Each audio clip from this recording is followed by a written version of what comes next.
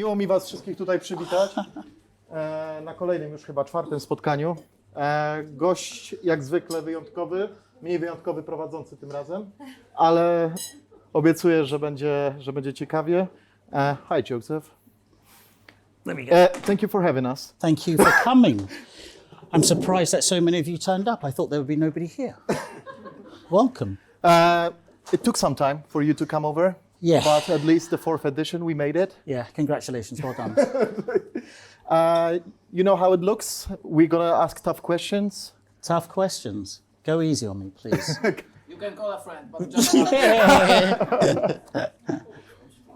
Joe, first of all, we're gonna ask you about all the aviation business you've been into. Okay.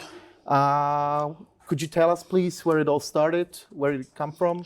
It's very interesting. I think with me, everything kind of happens kind of like it's not planned. It kind of happens by accident almost. And with the aviation in particular, it was going back, I think, around 2009, or maybe a little bit before, when I was living in Spain, in Marbella.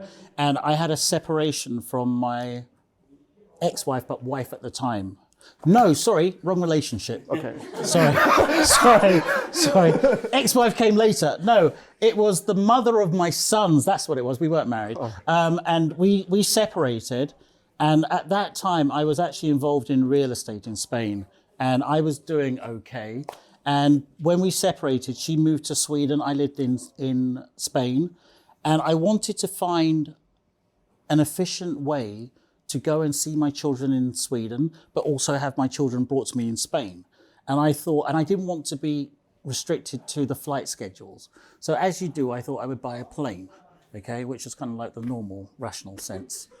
And that kind of got me into aviation. And I remember I turned up at an FBO, which is fixed base operator, which is like an operator who looks after aircraft. And I simply asked them if they have any aircraft for sale. And they said, yes, we have this one for sale. Would you like it, sir? And I said, yes, I'll take it. But the whole thing was that they said to me that, look, when you're not using the plane, we can generate revenue for you. We can generate income. And I was like, but how? I don't know how. And they said, well, because we can charter it out to clients. And this was like a light bulb moment, because I have a very strong sales background, okay? I'm kind of like a natural salesman. And so I thought that, okay, I will buy your aircraft, I will commit to your aircraft, but allow me to work with your salespeople so that maybe I can teach them something a little bit better than they already know to help them sell my aircraft hours more. How it looks on a daily basis? Huh? The business itself. Which business? Leasing or? Yeah. Yeah, exactly. So we'll go into that. And so they agreed, and I paid a 10% deposit, which was $350,000, okay? I paid them. And then I realized over the 6-month period while I was having the aircraft repainted and the interior done, that the aircraft which I committed to was not a good aircraft for the charter market. It was too old. So I had been kind of like cheated a little bit. But then I realized that, okay, what I have to do now is either complete the purchase with an aircraft which is fit for my purpose but is not going to generate income, or I use the lesson learned and put a $350,000 price tag to that lesson. I did that. I walked away from the $350,000. I said, keep it. But for me, it was a very well lesson learned. And since that period, I have generated that over and over again. So how does it look on a daily basis? Because from our perspective, it looks like you have like 40 secretaries. You use thousands of computers. How does it work for a person who doesn't use an email? Me? Yeah. I don't believe in email. I just. Do you know what the funny thing is that I have an email, okay? I have a LinkedIn, which I found the other day anyway. So anyway, that's another story. I have an email, but just don't send me an email because my brain doesn't compute to opening, registering, and replying to emails. I just don't do emails. So if it wasn't for the WhatsApp, you'll be gone. WhatsApp is great because it's free, and I'm cheap like that. So for me, I have an email, but you know, I do many things, but I would not be able to coordinate half of what I do if it wasn't for one incredible person standing at the back of the room. Daggy Dag, otherwise known as Dagmara. She coordinates everything for me because my mind is constantly working. I have lots of ideas, lots of things which I'm currently doing, things which I'm about to do. But if you don't have somebody that is going to ground you and also help you to fulfill the opportunities which you kind of have come across you, you're lost. So my days are very, very full, but again, without Dagmara, I'd be completely lost. Let me take you back to the aviation for a moment. How does it look? How you operate on your business? Do you have people working for you? No, I do everything myself. I don't believe 100 million percent. I do everything. I do. No. I do everything myself. So if you don't know, there's 3 sectors for the private aviation sector, and that's what I'm in. I'm not in commercial airlines because it's too bureaucratic. I focus more on private jet sector. And there's 3 sectors in that. There's the ad hoc charters, which is when you call up an operator and say, I want to fly from Poznan to Paris, for example, and they give you a price.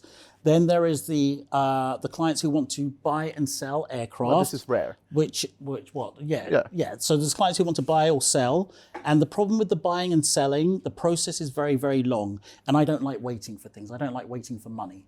So I want things to happen quicker, and so I chose to focus on the middle sector, which is aircraft leasing, and that is my speciality, and that is simply when clients or client representatives or brokers, they have aircraft, they have owners or they have clients who want to have all the benefits of aircraft ownership, okay, but without the responsibilities, etc., of actually owning an aircraft. Which so is they get an aircraft from me for 6 months, 1 year, 2 years, 3 years.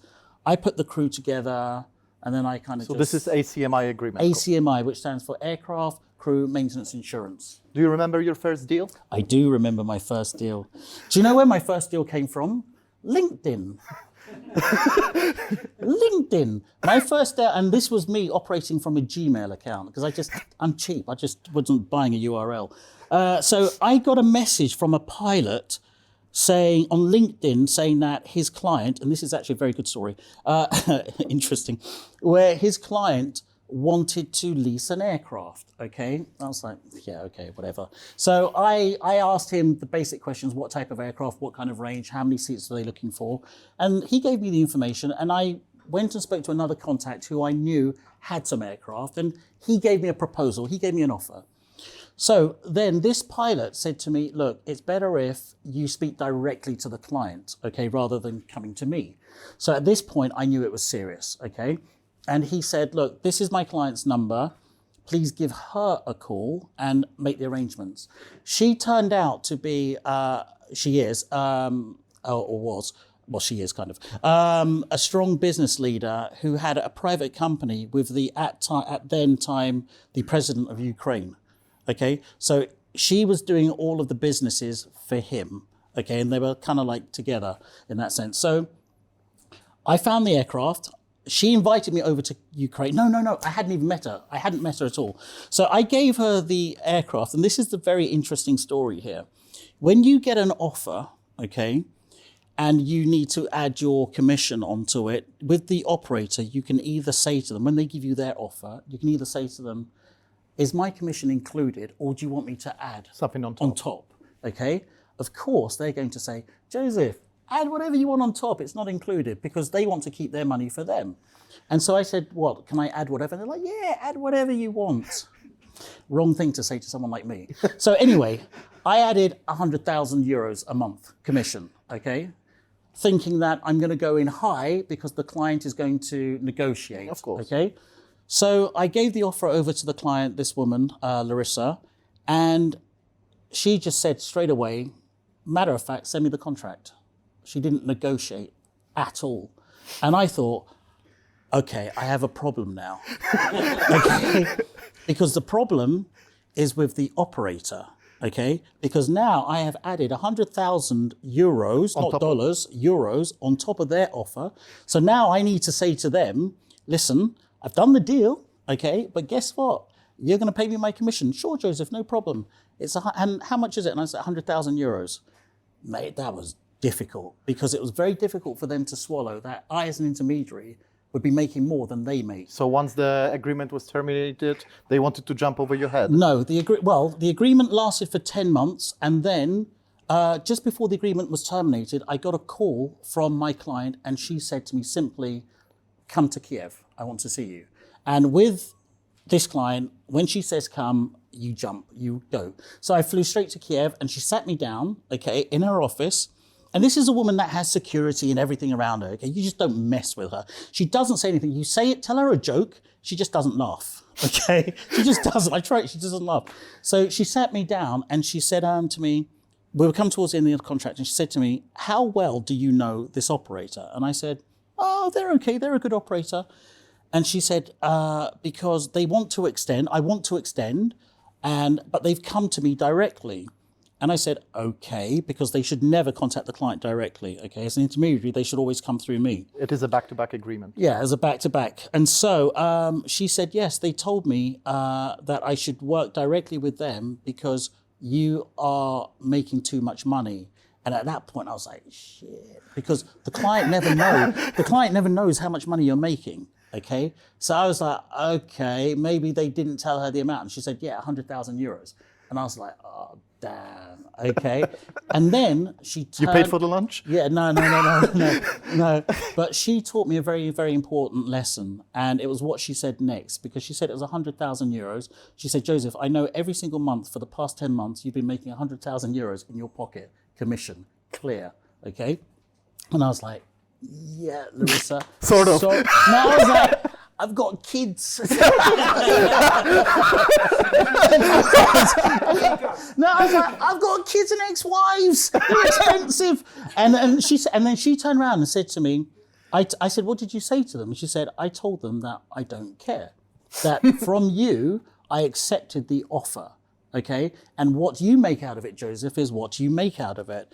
And then she turned around and said to me, I want to extend the contract, but do you want to extend with them, or should we find another aircraft?" And I said, no, we'll extend with them, okay? And then she picked up the phone, okay, called them directly, this chap who had told her, on the loudspeaker, and she said, "I've got Joseph with me, okay, that we're going to extend, and you're going to honour the original agreement, and he's going to keep his 100,000 a month commission." Mate, that for me taught me one thing, that relationship in business or in life is everything. It is absolutely everything, because it's not about the money, it's how you treat people and how people view you and treat you. That's what it comes down to. So that was my very, very first aviation deal, and Larissa and I are good friends now. I'm actually working on a new request which came through yesterday for one of her clients, but I can't make so much money. But this business, it's not a bed of roses all the time. It has challenges. It has challenges. I would say that aviation, with leasing, aircraft leasing, it is incredibly lucrative, but it's long hours. It's not a 9 to 5, not a 9 to 5 at all. I mean, I work from my phone. I remember the day you had clients from Malaysia, so you were always awake. Yeah. I was talking to them this morning, and the problem is that you're dealing with time zones. You know, it's kind of like their 9 o'clock is your 3 o'clock in the morning, but you can't wake up with a groggy voice. You've got to be alert and everything. And, you know, at that time I was dealing with people in the US, people in Malaysia, people here in Europe. I was like a living zombie, literally. But for me, it was important because what I was doing was important for me. That was the most valuable thing. What is your biggest aviation regret, and why is it not buying a Global Express? 100 million%. Listen, do you know what he just did then? He asked me the question, but gave me the answer, because he asked me the question. I'm thinking, which regret do I have? And he said, not buying. Right, my biggest aviation regret is I have a guy who sits, and he literally is a guy who sits in Turkey, okay? He knows the guy. Do you know Erdal? Yes. Oh, of course, right. Erdal is amazing. Okay, I'm waiting for him to come. Yeah, no, he's just had a baby. My biggest regret is that sometimes I'm working in aviation. I'm working too fast on what it is that I know, that I don't look at other opportunities. My brain just doesn't comprehend. And I have this one guy who helps me with all my aviation things. Just a very simple guy. If he walked in here, you would not even notice him at all. But this guy... He looks like from Red Hot Chili Peppers. He does, with the long hair and everything. He just can't sing. And the thing is that he had been telling me for years, brother, just put together $2-3 million, or, like you do, and buy a plane, this type of plane, okay? The long-range heavy jet plane, Global Express. And he's like, look, I will make you lots of money. And I didn't doubt that he couldn't make me money. I was just like focused. Your head was in. I was just focused on buying cars and being on Instagram, okay? And so, you know, he'd been telling me so often, buy a plane. I was like, no, I can't bother. And then only, how long was it, 2 weeks ago or something? Yeah, we spoke 2 weeks ago. 2 weeks ago, we were sitting here, I think it was, and I thought I called him because he said to me, brother, I told you to buy a plane, because he's now working for a client who bought a plane. And this one guy, my friend, what were the numbers? The price tag was $3 million. $3 million. No, when the plane was bought, okay, the client paid $3 billion for the aircraft, okay? Because of the situation now, it was COVID period. Because COVID, what's happened is that prices on aircraft has gone through the roof. So that aircraft, which was purchased for $3 million, is now worth about nine. Was it seven? Almost $9 million. Almost $9 million. But the aircraft is generating $2 million a year per year in clear profit. And it almost tripled in value in a period of 2 times. So years. I should have listened. So that was my biggest regret in aviation. What values you need to have and what principles you need to follow to succeed in this sort of business, or any business at all? I think I better say any business. Honesty, number one. Okay, be very, very true to your core values. Okay, just be a real normal, if I can say it, human being. It's not about how much money you have. It's not about how much money you don't have. Just be a nice person, okay? But also, you have to be tenacious. You have to have absolute self-belief in yourself, in what it is that you're looking to do and achieve for yourself and for others. And you cannot have a 9-to-5 mentality. It just doesn't exist. For me, 9 to 5 does not exist. And anybody who kind of is around me and kind of like goes, oh, I've got to go home now. I'm just like, mate, what?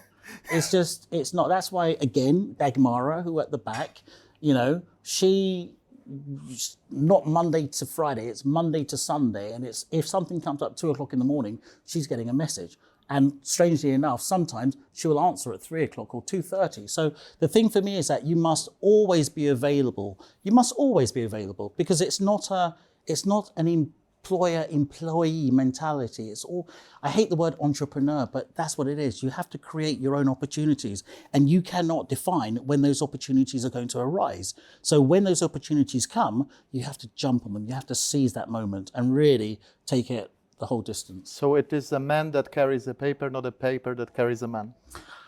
Yeah, whatever that means. Yeah. Right, yeah. Joe, when the passion for the cars appeared, because you've been around the world, you lived in Sweden for some time. Where did I live? I lived in Sweden for about 6 years, so I speak Swedish. I lived in Spain for about 6 years, but I speak a little bit Spanish. I lived in Brussels for about 3 years, so a little bit of French. And I lived in now Poland for around 10 years, and I don't speak any Polish. But everybody tells me that Polish is a difficult language, so I have no chance. You kind of believe it. It is, exactly. So when a Polish person tells you it's difficult, then you have no chance as a foreigner. But you speak Swedish. I speak Swedish, but Swedish is easy. It's easy. Tell us about your first car and the first supercar. Wow, I always have a story with something. My very first car was a Peugeot 205 GTI 1.6, a little pocket rocket hot hatchback. But I had that for maybe about 3 weeks because it was petrol.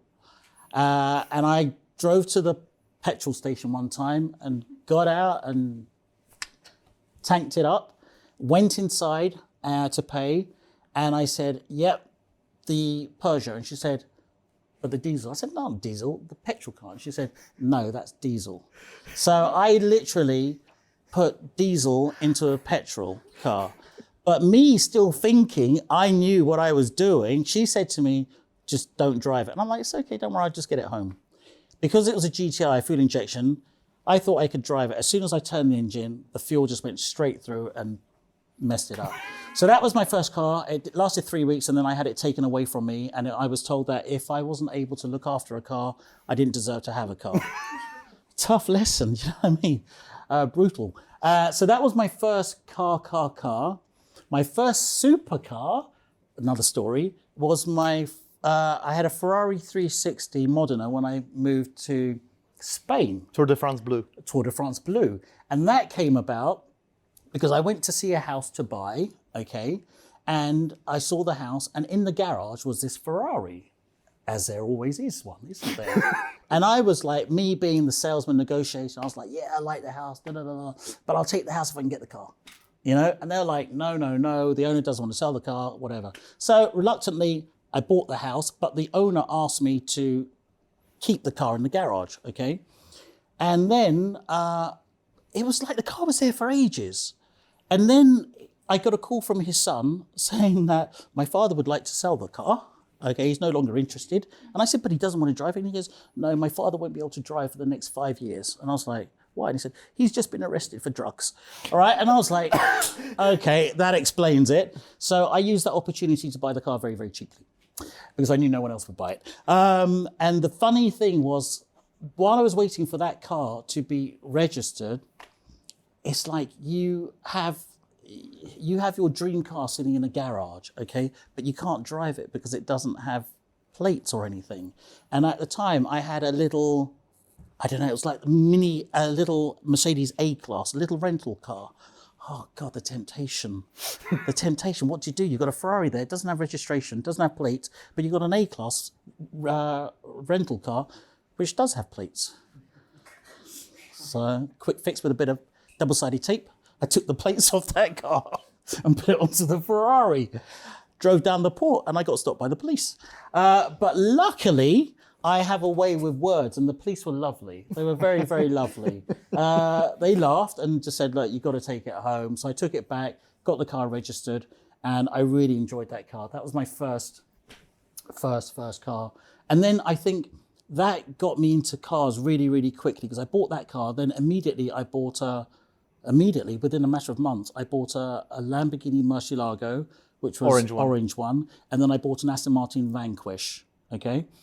That was my car exposure. Why you didn't buy Carrera GT in 2006? Mate, that was the worst. Okay, the worst decision about aviation, I just told you. The worst automotive decision was living in Spain, as I was back then. The local Porsche dealer said, look, come to the showroom. We've got something which you might like. And I didn't really know that much about cars at the time. I have another funny story, it doesn't matter. Anyway, one second. And so I went to the Porsche dealership and there was a Carrera GT, which is like a Porsche hypercar. It's up there, it's a black one there.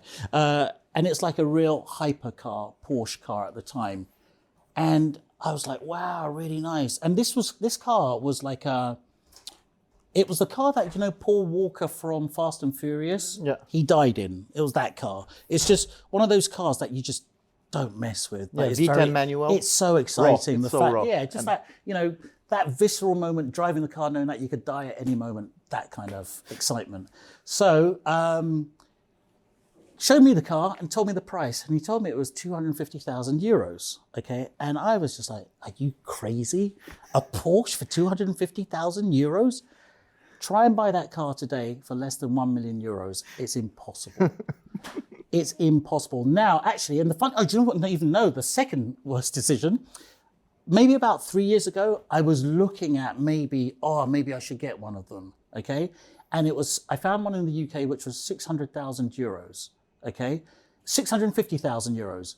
Me being me, trying to negotiate down to 600. He was like going, no, 650. I'm like, no, 600. He's like, no, deal's off, okay?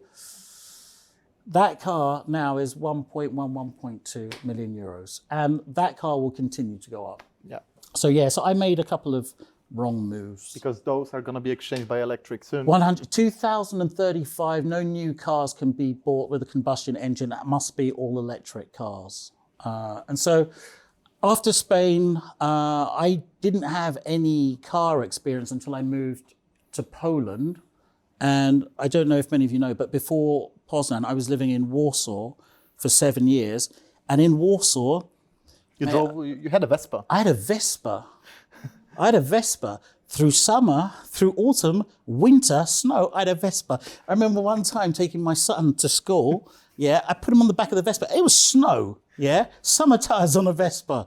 And so he got on the back, and literally the first corner we took, the bike went down. He started crying. I'm just, what are you crying for? You know, just, oh, my leg. And I just dusted off. Then we got to school. But anyway, I didn't have a car until I moved to this place here. And when I first moved here, I had a small apartment, but I knew, because I was waiting for the bigger apartment to be available because of the kids and the dogs, etc. And then when I got the apartment here, I remember at that time I wasn't into, there was nothing about cars. It wasn't about cars. It was more about making sure that the kids were balanced, etc. And also my relationships, etc. And so when I got the opportunity to move to the bigger apartment, they said to me, with the apartment comes 2 parking spaces in the garage. I didn't have a car, okay? But I said, okay, can I look? And they said, yeah, you can pick the 2 that you want. So we went downstairs into the garage, and I saw this section where there are lots of cars. And she said, you can take whichever 2 you want. And I said, okay, but whose are all these cars? And they said they belong to the hotel and the staff, etc. And jokingly, she said to me, you can take all the cars if you want. All the spaces if you want. And the problem is that I'm the kind of person you can't say that to.